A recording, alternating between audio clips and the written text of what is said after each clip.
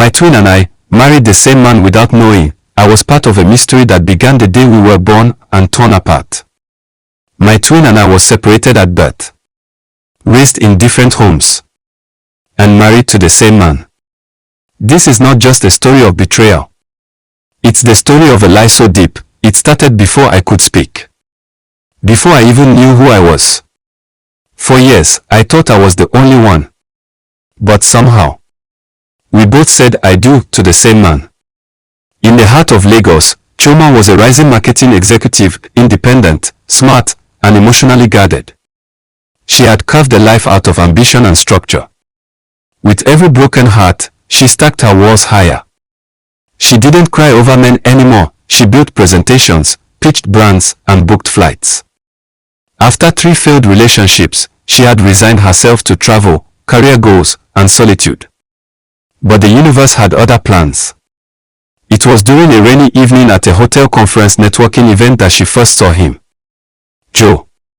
Tall, quietly confident, dressed in a simple navy suit with no tie. He wasn't the loudest or flashiest man in the room, he was the calm one. The one who watched before speaking. They met at the coffee station. She was annoyed, drenched, and fumbling with a paper cup. He passed her a napkin and said with a smile, "Some storms bring more than just rain." That line would live rent-free in her heart for months. Joe became part of her life quickly but gently. They texted, called, and took walks on Sunday afternoons by the lagoon. He claimed to be a civil engineer who consulted on road and housing projects in the southeast. His travel schedule was hectic, and he preferred to keep his private life uncluttered. He said he wasn't close to his family. That part hit Chioma personally. She had grown up with no blood relatives herself. It made her relate to him. He listened when she spoke, remembered little things, and sent her flowers without a reason. Within 6 months, they were discussing marriage. Meanwhile, in the peaceful town of Enugu, Amarachi lived a completely different life. She had grown up with her adoptive mother in a modest home, surrounded by orange trees and stories told at dusk. She never knew her biological family. Her mother, Mama Ifeoma, said the past was painful and best left behind. Amarachi worked at the local health center, was known for her warmth, and had only one dream, to build a home filled with love. Her life was simple, quiet, and deeply fulfilling. Then Joe entered her world. He came during a health outreach mission to the village, volunteering with a friend. Amarachi found him charming, but humble. He didn't speak much, but when he did, people listened. He returned a few weeks later, this time with gifts and a confession, "I came back because of you." His visits became more frequent, and before long, Amarachi was in love. He told her he wanted a real woman, not the kind who only cared for Lagos parties and fake lashes. He said she grounded him. He said she was everything Lagos wasn't. Within 4 months, they were traditionally married under a mango tree behind her family home. It was quiet, private, just how he said he liked things. Amara glowed in her wine-colored wrapper, unaware that Joe already had another engagement ring sitting in a drawer in Lagos. Back in the city, Joe took Chioma to a small beach house on Takwe Bay. He had arranged for a sunset dinner by the shore. There, with the waves humming behind them, he pulled out a gold ring and asked her to marry him. He said it belonged to his late mother. Chioma, overcome by emotion, said yes without hesitation. He slipped the ring onto her finger, the same ring, it turned out, that he had used to marry Amarachi just months earlier. Joe continued juggling both lives masterfully. He blamed network issues when Amara's calls didn't go through, and told Chioma that his side trips had terrible reception. He maintained 2 different WhatsApp accounts and 2 bank apps. He rotated excuses with surgical precision. Amara, now heavily pregnant, thought his absences were signs of hard work and responsibility. Chioma thought the same. They both believed in him. Everything came crashing down on a quiet Saturday afternoon. Chioma was scrolling through Instagram, looking for wedding inspiration from local vendors. That's when she saw the photo. A small boutique had posted a throwback to a village wedding they decorated. The image was filled with color, laughter, and tradition, but Chioma's eyes zoomed straight in on the man in white. Her heart stopped. It was Joe. Not someone who looked like him. Not a cousin or a twin. It was unmistakably Joe, smiling, seated next to a woman in traditional attire. His arm was around her, his face radiant. The caption read, "Beautiful Igbo traditional wedding in Enugu last year. Simplicity meets royalty." The woman he married looked strikingly familiar. Not just familiar, identical. Chioma's words spun. She sent the image to Joe immediately. No reply. She called. No response. By the next day, his number was unreachable.